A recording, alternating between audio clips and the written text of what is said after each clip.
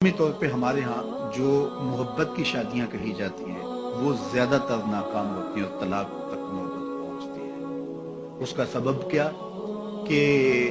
کچی عمر کے بچے اپنے جذبات سے فیصلہ کرتے ہیں اور ان کی نظر کے اندر صرف ایک دو چیز دیکھنے کی ہوتی ہے جس سے وہ فیصلہ کرتے ہیں، لیکن کہنہ مشق اور گرم سرد چشیدہ والدین اس بات کو جانتے ہیں کہ ہماری اولاد کی ترجیحات کیا ہیں اور جو ہے وہ ازدواجی زندگی کیسے خوبصورت گزرتی ہے۔ اس لیے وہ جو فیصلے کرتے ہیں وہ فیصلے جو ہے وہ بہت اچھے ہوتے ہیں۔ کبھی ایسا ہوتا ہے کہ اولادوں کو اللہ تعالیٰ فہم، فراست اور عقل و خرد کی فراوانیاں نصیب کر دیتا ہے اور والدین واقعتاً فہم اور سمجھ میں اس مقام پہ نہیں ہوتے، تو سعادت مند اولادیں اس وقت بھی اپنے والدین کو شامل کرتی اور ان کے فیصلے اچھے بھی ہوتے ہیں۔ لیکن عمومی طور پہ ہوتا ہے کہ چاہے وہ اسکول، کالج اور یونیورسٹی میں نہ بھی گئے ہوں والدین، لیکن ان کے تجربات عملاً جو ہیں وہ زیادہ ہوتے ہیں۔ اسی لیے فرمایا گیا سید عائشہ رضی اللہ تعالیٰ عنہ سے مروی روایت ہے، ایما امرأۃ نکحت بغیر اذن ولیہا فنکاحھا باطل فنکاحھا باطل فنکاحھا باطل، 3 مرتبہ فرمایا۔ جو خاتون اپنے ولی کی اجازت کے بغیر نکاح کرتی ہے اس کا نکاح باطل ہے، اس کا نکاح باطل ہے، اس کا نکاح باطل ہے۔ تو عمومی طور پہ وہ نکاح جو ہیں وہ ناکام ہو جاتے ہیں، اس لیے کہ وقتی جذبات سے وہ رشتے جڑتے ہیں اور وہ ایک خاص عمر تک وہ جذبات ہوتے ہیں، لیکن اس کے بعد وہ رشتے ٹوٹ جاتے ہیں۔ ماں باپ کو پوری ترجیحات اور پوری زندگی کے سارے نشیب و فراز کا علم ہوتا ہے اور وہ ساری چیزیں سوچ سمجھ کے کوئی چیز جو ہے وہ طے کرتے ہیں۔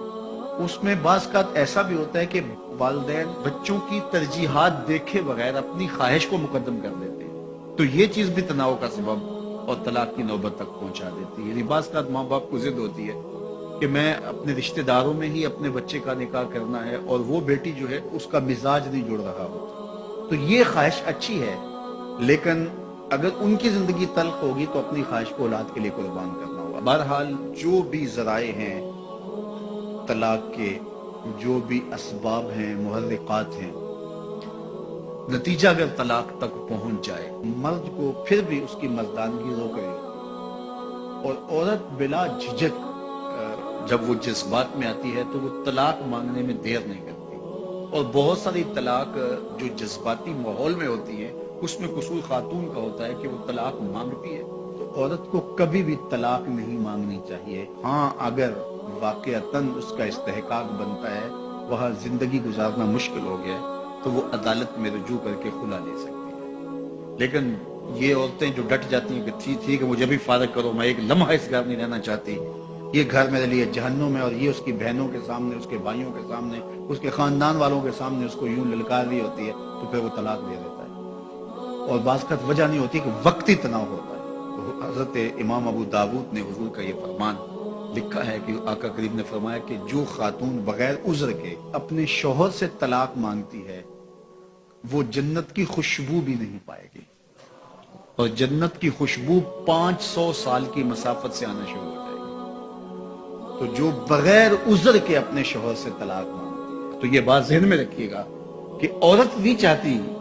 کہ یہ اس کے وقتی جذبات ہوتے ہیں، وہ یہی چاہتی ہے کہ میں سرخ جوڑے میں اس گھر میں آئی ہوں تو سفید کفن میں واپس لوٹوں اس گھر میں۔ اور عورت کی آرزو ہوتی ہے کہ میرا شوہر جو ہے وہ مجھ کو جو ہے وہ خود اپنے ہاتھوں سے جو ہے وہ لاحد میں اتارے۔ میرے حضور صلی اللہ علیہ وسلم نے عورت کے اس جذبات کا لحاظ کرتے ہوئے ایک دن سیدہ عائشہ سے کہا کہ عائشہ اگر تو انتقال کر جائے میں تجھے خود کفن دوں، خود لاحد میں اتار۔